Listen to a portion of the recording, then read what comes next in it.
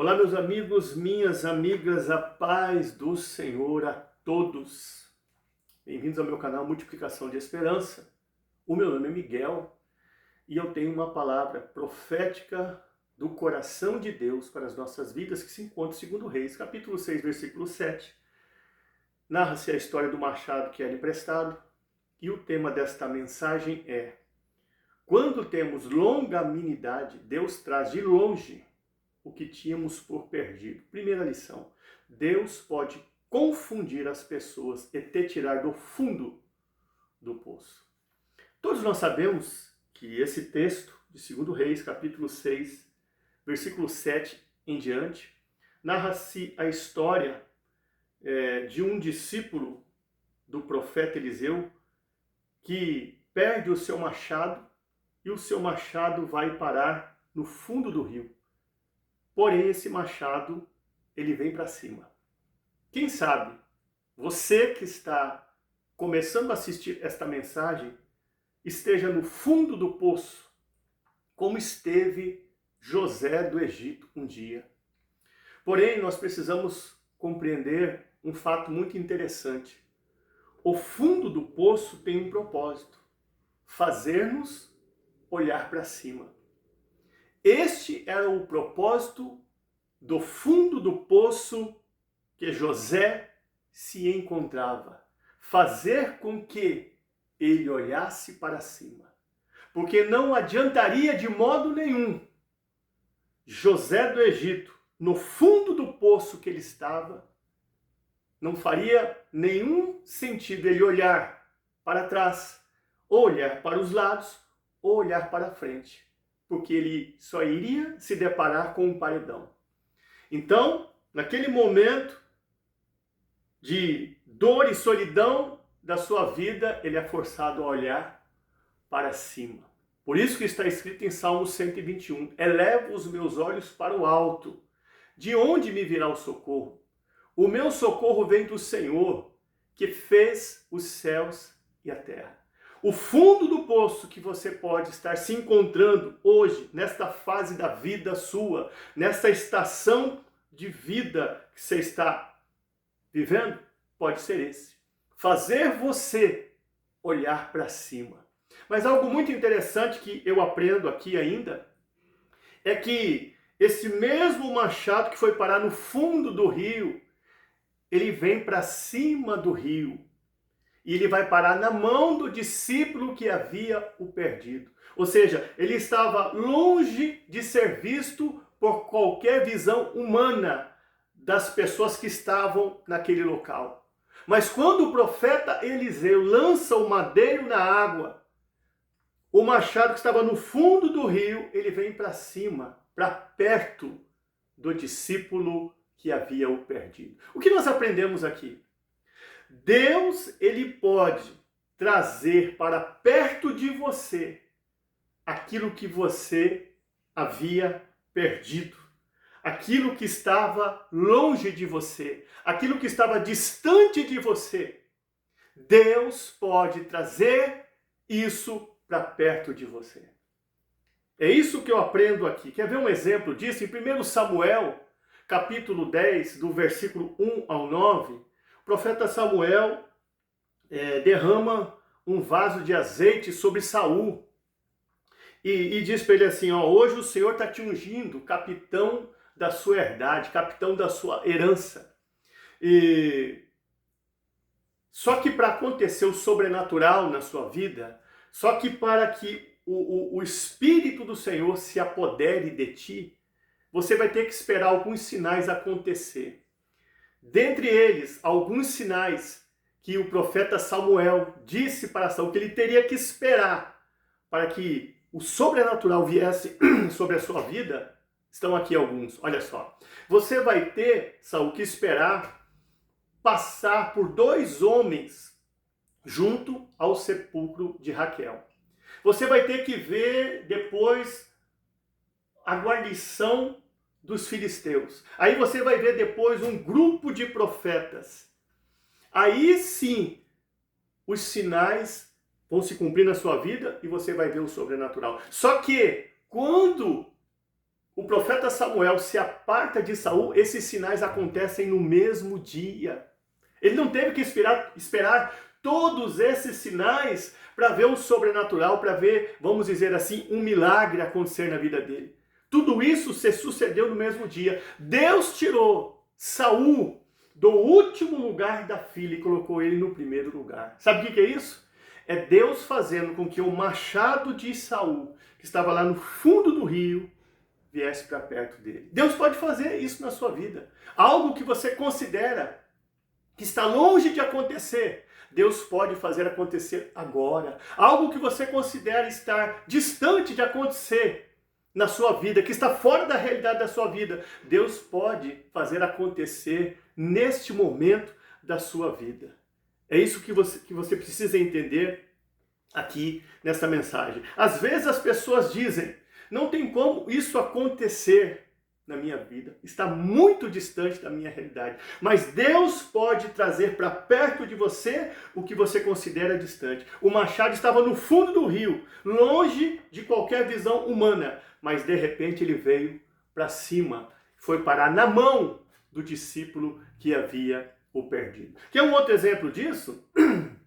Em 1 Samuel 17:33, o próprio Saul, que viveu essa experiência de ser o último da fila e Deus colocar ele na frente da fila, ele não sabe compreender que Deus poderia fazer o mesmo com Davi. Porque quando Davi está prestes a encarar a Golias, olha o que ele diz em 1 Samuel 17:33. Olha, Davi, você não pode encarar esse gigante, porque ele é guerreiro desde a sua mocidade, e você é moço ainda. O que ele estava querendo dizer para Davi? Olha, você tem que treinar muitos anos para um dia vencer esse gigante. Mas Davi venceu esse gigante, Golias, no mesmo dia. Não precisou ele esperar muitos anos e treinar muitos anos para vencer Golias. Ele venceu Golias no mesmo dia.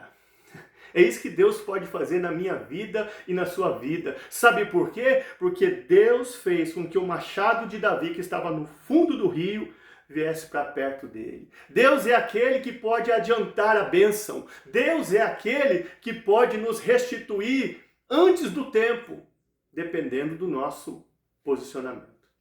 Então, que nós vamos ficar com essa primeira lição. Segunda lição. Enfrentando a crise com criatividade.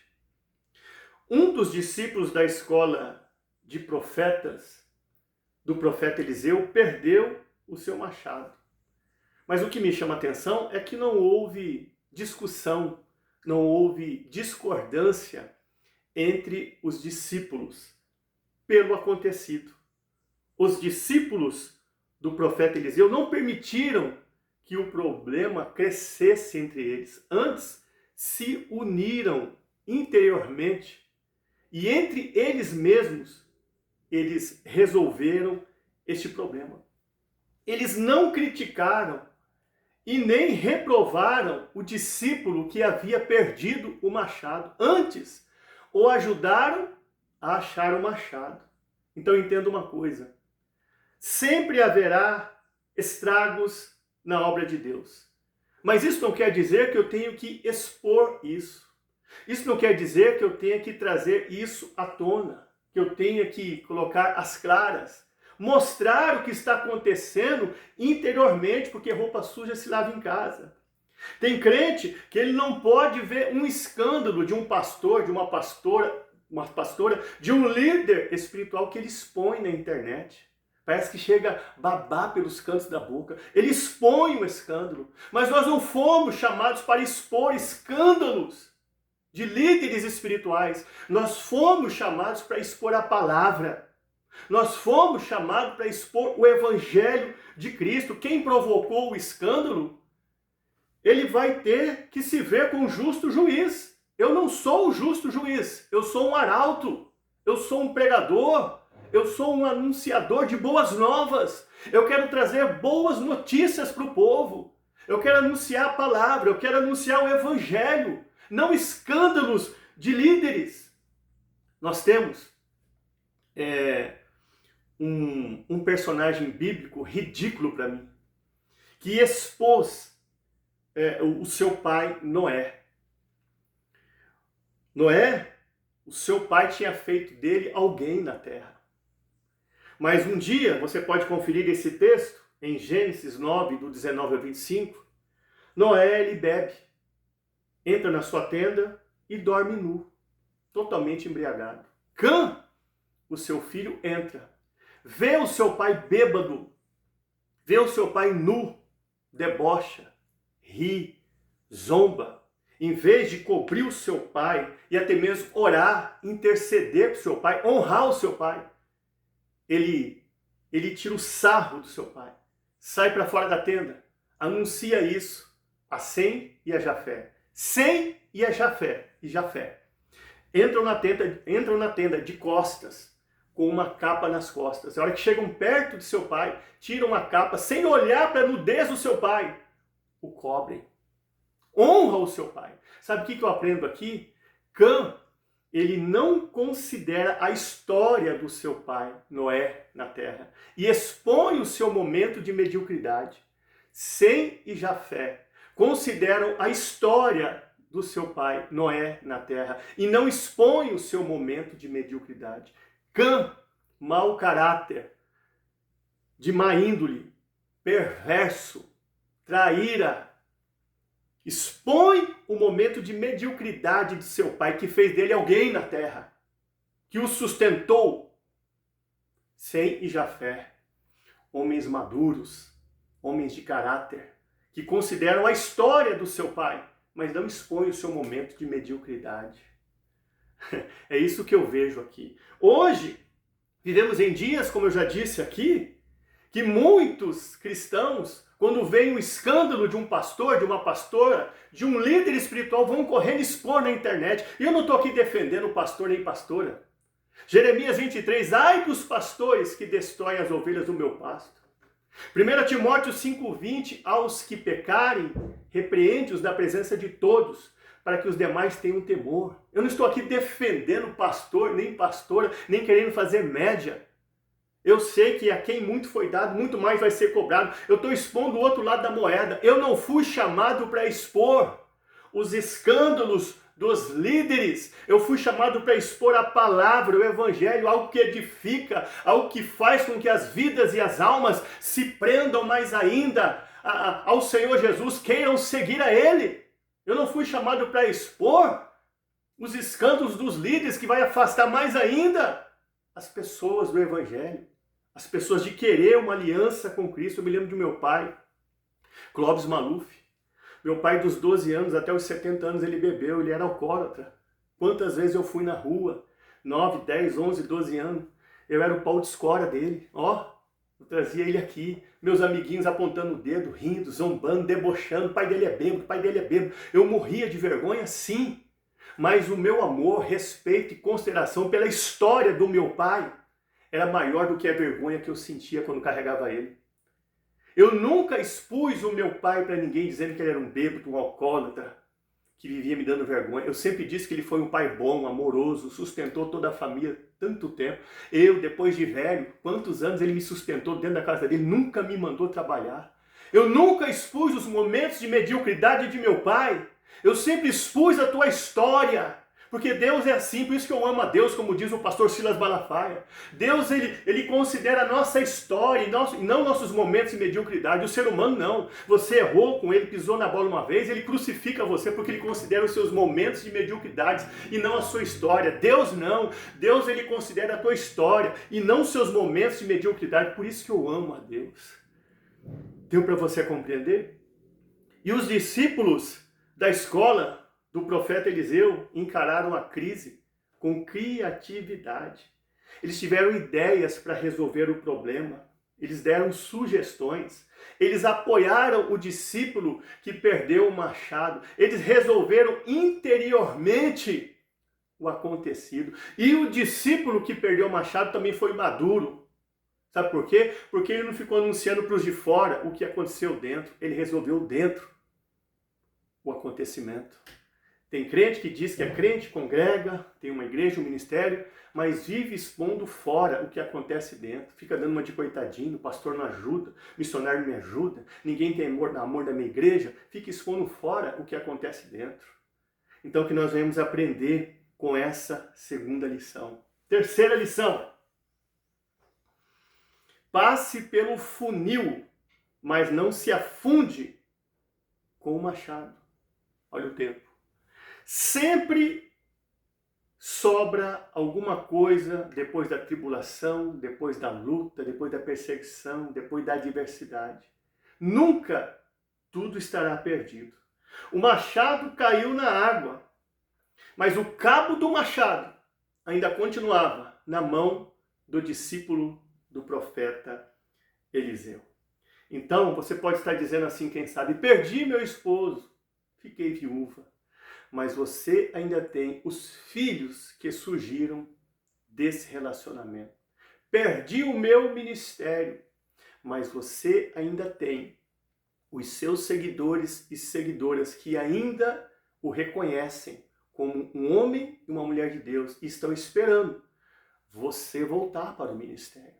Perdi a minha empresa, pois ela faliu, mas você ainda tem os contatos de seus clientes. Perdi a minha família, pois ela me abandonou, mas você ainda tem a promessa de Deus de que toda a sua família estará reunida com você ainda. Você se lembra de 2 Reis, capítulo 4?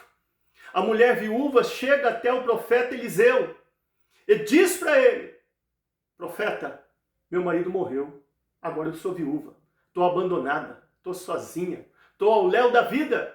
O profeta Eliseu lhe responde: o que você tem na tua casa? A tua serva não tem nada. Aí a ficha dela cai. Espera aí, eu tenho uma botija de azeite. Nunca tudo estará perdido. A viúva achou que tudo estava perdido, mas ela tinha uma botija de azeite. E a partir dessa botija de azeite, o milagre aconteceu na vida dela. Lembra de Agar? Gênesis 21? Ela desesperada porque acabou a água do odre, pega o seu filho nos braços, coloca debaixo de um arbusto, vira as costas e vai para longe porque não queria ver o seu filho morrer. Mas Agar se esqueceu que ainda tinha pão. Leia o texto, ela levou pão e água. Faltou água, mas ainda tinha pão. Nunca tudo estará perdido. Às vezes, a falta nos traz falta de visão. Precisamos enxergar aquilo que ainda não temos, independente. Precisamos enxergar, aliás, aquilo que ainda temos, independente daquilo que esteja nos faltando.